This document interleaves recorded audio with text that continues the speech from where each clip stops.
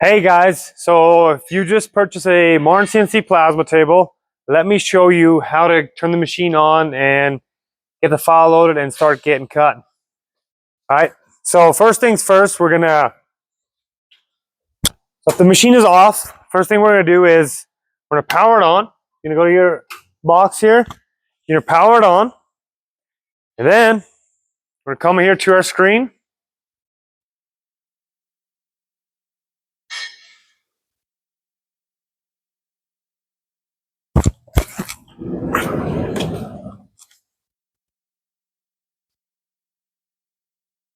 Okay, so first thing we're gonna do is we're gonna hit the emergency button down here.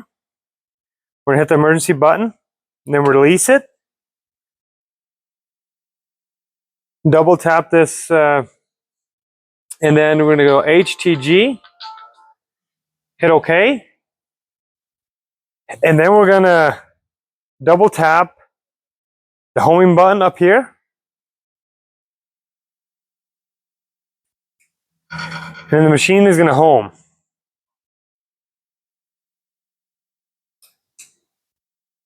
Okay, the machine is homed.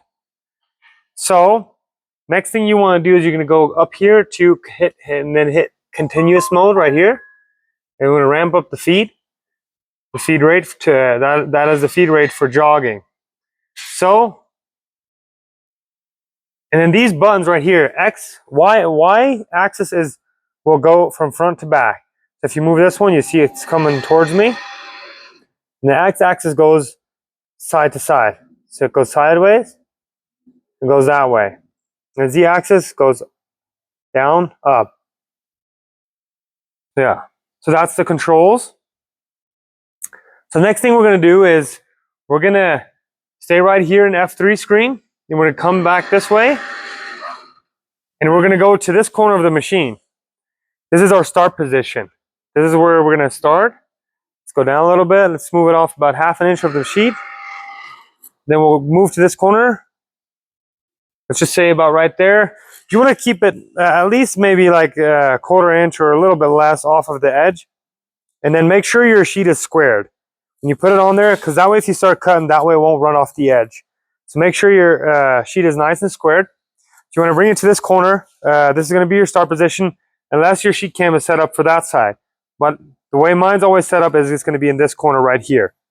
So what we're going to do is this is going to be our start position. So we're going to come here to the screen again, and we're going to go X0, Y0, and Z0. So we zero all the axes, and now then only then you're going to load the file. Once you're ready with your machine's position, you're going to go to F6 or load file up here. We're going to take our file, we're going to hit load, or you can double tap it to load it. Okay, so now we've got that loaded. Now we're going to go back to F2, and then in here in the middle we'll see we got G-code, overrides, and plasma. So in overrides you can slow it down. Let's slow it down a little bit. I like to usually program my sheet cam a little bit faster than I think it might run, and then just slow it down a little bit if I need to. That way I have enough room to ramp it up, because it only goes to 100%.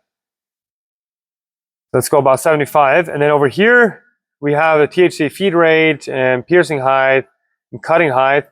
Usually that's all set up with sheet cam, but if you need to change it, you can. So here on number 4 is cutting height. You can change that to 0.1, 0.15, whatever you want.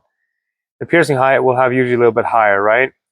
So now that that's all set up, that usually, because I've set this all up in sheet cam, so we're good there. Let's go to overrides. Okay, we're good there.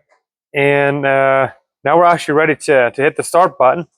So I'm gonna hit start up here or there, and then there she goes. She's up and running. And another thing I'll just show you quickly here is if yours comes with this, it will have if it comes with a breakaway switch, it'll hit that. If the part tilts up or something, just to protect it, it'll throw an alarm, and it says torch hit. So you fix it, you move the part, make sure that it's all good, and then you hit OK. And then what you're going to do, if your machine comes with jump to line, if it doesn't, you're just going to go to work origin like that, and then you're just going to load the file again. You're just going to load the file again and then run it from the beginning. But since mine has jump to line on this particular one, you hit jump to line, and then it'll just jump one line back. You can jump more lines back. You can maybe just go to 90 or 80 or whatever if you want to jump back, right? But I'm gonna hit start from line, and you can see right there, that's where it's gonna go to, the inside of the P there. So if you want to go even further back, you can just play with these numbers, drop them down to where you see that it's in the right position where you want to go back to. And then you're gonna hit start from line, and you hit run, press OK, and hit cycle start once, and it'll move to that position. And then you hit cycle start one more time, and then it'll have backed up to that position, and it'll keep going. There you have it.